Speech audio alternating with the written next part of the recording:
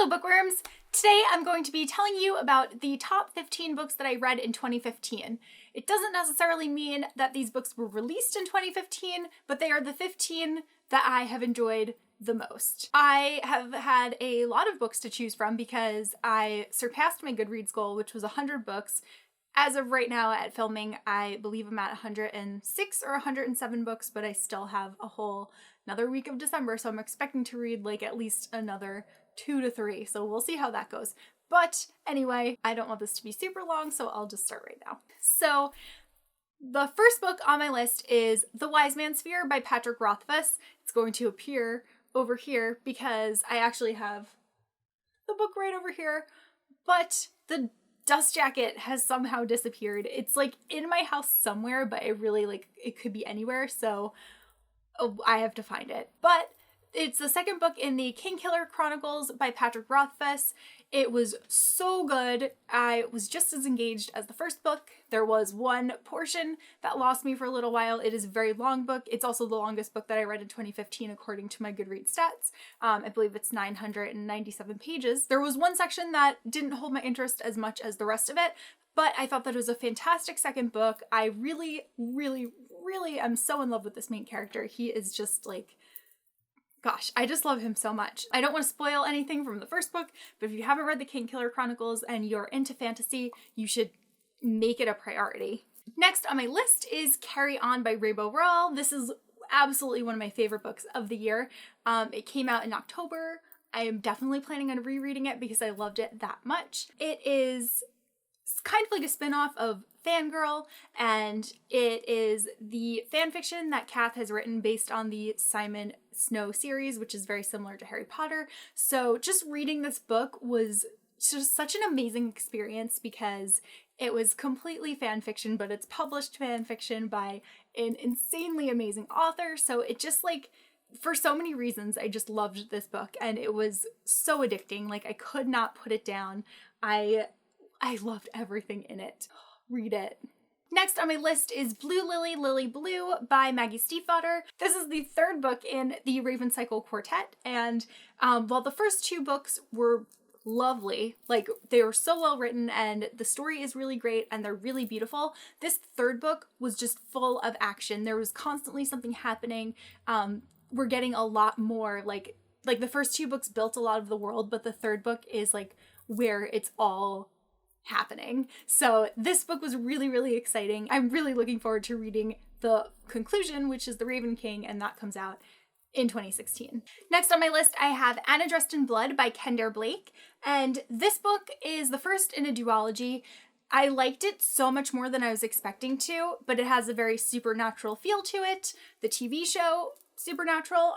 It is about a guy named Cass who is a ghost hunter, and he moves to this town in order to get rid of this one particular ghost named Anna who has hurt a lot of other people, and he just ends up finding out much more about like her legend and lore, and there's much more to her story, and it's just so beautifully written.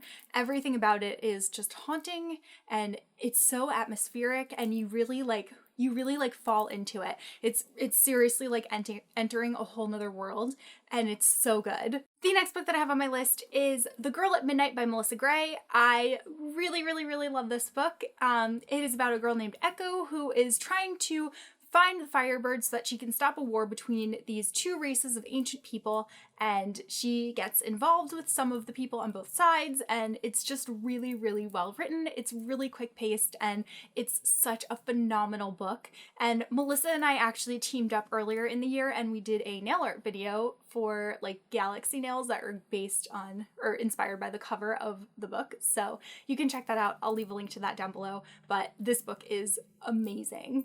Next up, I have Everything by Nicola Yoon. This book I got, it's an ARC from BEA, and I just loved it. I actually read it during like the 1 month of the year that I didn't do a wrap up for because I was having those headaches.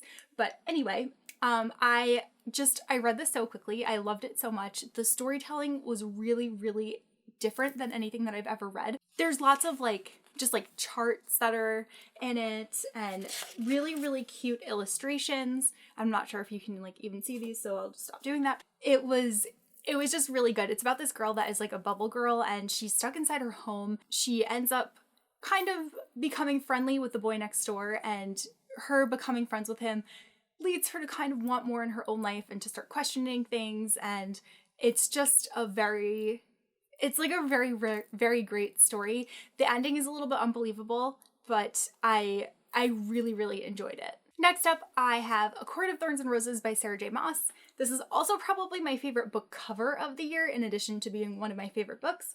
It's about a girl named Feyre who gets involved in a society of fairies, and she becomes close with one of the like heads of the courts, but there's different fairy politics that are going on, and the ending of the book just leaves you like needing the next one, so I'm really looking forward to when A Court of Mist and Fury comes out. The next book was very hard to get down because it was on my Peter Pan shelf, and that is Tigerlily by Jodi Lynn Anderson. This book was really, really beautiful. It is all about Tigerlily's story, but it's actually told from Tinkerbell's point of view, so it also gives you a little bit of insight into why Tinkerbell doesn't necessarily like Wendy very much. But it was very, very interesting. It dealt with a lot of issues that I really was not expecting to come up. And like Peter Pan obviously is in it because it takes place in Neverland. But it, like I said, it really is like focused on Tigerlily, and it really made me fall more in love with her character than I ever have been before. Next on my list is The Wrath and the Dawn by Renee Ahdieh. This is a retelling that is inspired by 1001 Nights. It's about a girl who volunteers herself to be the bride of the Khalid, who takes on a new bride every night, and by the morning they are executed. So she wants to get revenge for her best friend. She volunteers, and then she becomes the first bride to last for more than one day. There is the beginnings of certain things that start happening toward the end of this book, and it's a duology, so the second book is going to be so good. But I just really like this. It's like a much different kind of setting than anything that I've ever read before. I liked that the characters were very diverse, and the main character is very, very brave, and she just like doesn't take anything from anyone, and she is constantly like pushing the boundaries and trying to get to the bottom of things, and I just really admired her, so it was a really pleasant read. Next on my list is Passenger by Alexandra Bracken. This book actually comes out in 2016, but I read it in 2015, so I am counting it for this year. It is about a girl named Etta who finds out that she is able to time travel. She's from one of like four big families who have this special ability, and there is a villain who is trying to get his hands on this ancient artifact, so she needs to travel through time with this guy Nicholas, and their relationship is so shippy. It's so great. I just love them together, and they really like their personalities completely complement each other, and it's interesting because he comes from like way from the past, and she's obviously from like present time, so they have conflicting ideals, but they need to kind of like blend in with whichever time period that they're in so that they don't stick out, and that makes things very interesting. But the two of them traveling together is just so great, and it was so enjoyable to just read about all of these different times, and to like spend time in different time periods that have happened in the past. It's very, very interesting, and they need to kind of save everything so that the entire time stream is not destroyed. And this is a duology. I absolutely like need the second book, and I like cannot even tell you how many times I'm planning on rereading this because it was so freaking good. Next up, I have The Winter's Crime by Marie Rutkowski. I loved this book. The first book was really good, but it took me about like, I want to say like 50 to 60 pages or so to like really get into the story, whereas this one I was just immediately interested in because I already had that background with the characters. And it follows the two main characters named Kestrel and Aaron. They are from very different backgrounds, and their people are kind of at war with each other, but they love each other despite all of these prejudices that their people have for the rest of the people, like in their classes. So it's really, really interesting. I really loved it. And the finale, that's a TV show. The conclusion to the series is coming out in March, so I'm really looking forward to reading that one and finding out how their story ends, and I just really want them to be together. The next book that I have is The Sky is Everywhere by Jandy Nelson. This is a YA contemporary, and it is about a girl named Lenny who is trying to deal with the repercussions of her sister Bailey's like very sudden death, and she starts becoming close to two guys, the boyfriend that her sister had while she was alive, and the other one is a new boy in the town that she lives in, and both guys kind of give her something else that she's looking for in life. Like, one of them she kind of uses to help reminisce about the past, and he knows so much about her and has so much history about her sister, so they can kind of share in that loss together. And then the new guy is like fun and exciting and gets her mind off of things, and it's just a completely different kind of love. So it's really interesting to just see her kind of have these two separate relationships and try to decide which is the one that's right for her. I don't necessarily agree with everything that she does during the book, but it's just so well written. I know a lot of people really love Jandy Nelson's other book, I'll Give You the Sun, which I have not yet read, but I picked it up recently, so I'm planning on it. So this one is just, I really would recommend this to like anyone who likes books about intense feeling. The next book that I have on my list is Mistborn by Brandon Sanderson. My fiance is currently reading this, but I stole it out of his backpack. Everybody please tell him to use a bookmark because he doesn't use bookmarks and it drives me crazy. But I'm on page 14.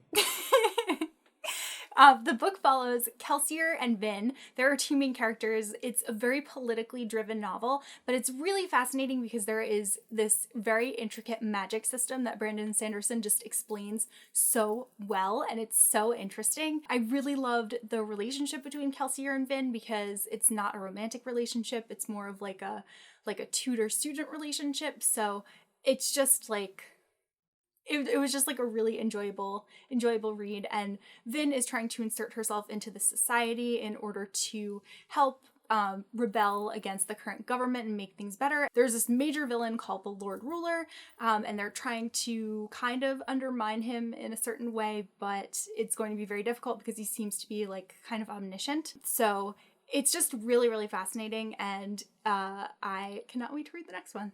You should read more of that. Only on page 14.